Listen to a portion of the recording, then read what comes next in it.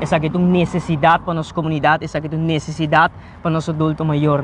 E me quer que a luta aqui para nós poder lograr realizar o aumento de pensão aqui, tem responsabilidade e nos toda a nossa comunidade. Sobre a mim, sinto de meu coração que nós temos carga toda geração de nosso país e não excluir nenhuma geração. E me sinto que de nossa comunidade essa aqui tem um problema urgente. Visitando o bairro, nós estamos visitando o bairro e nós estamos encontrando de lugar adulto na maior de situação hopi preocupante, preocupa a situação financeira, que a pensão não chega, que a pensão não é suficiente para por acaparar gastos na vida, pago de remédio para ter uma vida digna. E de um país onde tem um governo que tem espaço financeiro e intencionalmente decidir que não está invertir em melhorar a quality of life de nós grandes arriba dos quadros, que nós está parar arriba de quatro duro para nossa comunidade, que merece de agora tratar com respeito, com dignidade, com amor.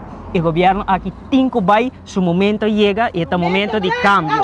E me quer que nós parar aqui com uma alternativa e uma proposição muito importante. O aumento de pensão não é algo que nós vamos discutir, é uma necessidade urgente de nossa comunidade. E botar onde tem prioridade na robês, decisão política robês de nosso país que agora tomar. Por exemplo, exemplo é o deal de Eagle LNG. Que não bota marabo mês e bota limitado mês na área de transição energética de nosso país. Nosso país ter e merecer inovação, merecer conceito novo.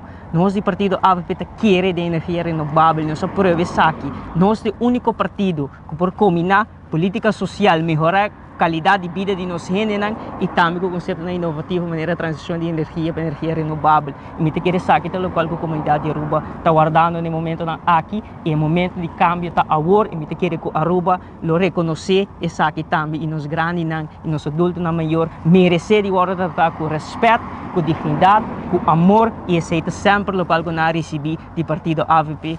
O líder do partido Mike Eyman e minha persona, nós estamos fazendo compromisso aqui para aumentar a pensão para tudo estão que está sentindo mesmo abandonar, que está sofrendo de momento aqui, pegar-se na vida que aumenta exorbitantemente, que está viva sem uma perspectiva, que está viva em busca de uma esperança. E nós temos a única esperança política para o país Aruba.